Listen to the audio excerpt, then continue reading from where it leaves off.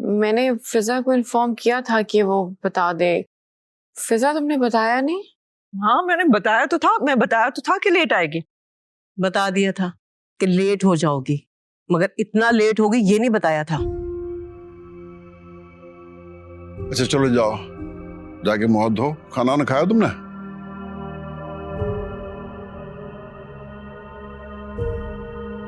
मैंने तो कह दिया था फायजा से कि इतनी भी क्या जरूरत है इतना एक्सपेंसिव हैंडबैग लेने की, लेकिन उसने कहा कि बस समी को तो दिलाना ही पड़ेगा। अब समी का उस पर इतना मूड ऑफ है, अब वो कह रही है मैं क्या करूं। मैंने तो कह दिया भाई आइंदा से मत लिया करो ऐसी एक्सपेंसिव चीजें अगर वो नहीं अफोर्ड कर सकता। हेलो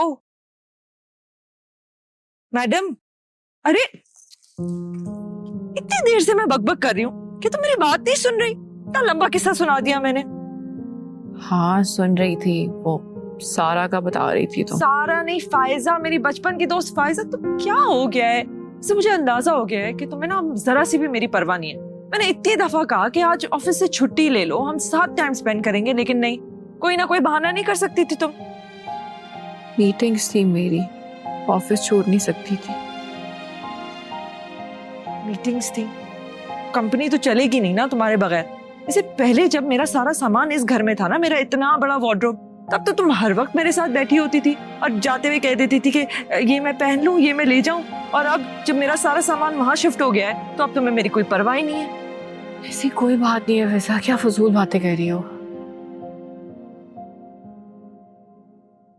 मैं भी तंग आ गई हूँ।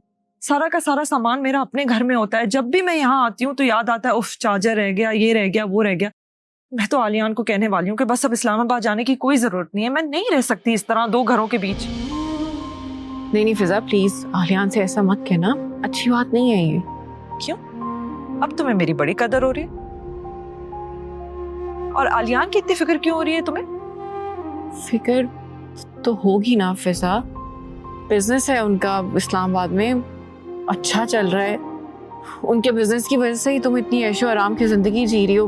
बहन हो मेरी, ऑब्वियसली फिक्र है मुझे तुम्हारी। मत कहना अपने शौहर से ऐसा कुछ भी। तुम्हारी शादी होगी ना फिर तुम्हें पता चले।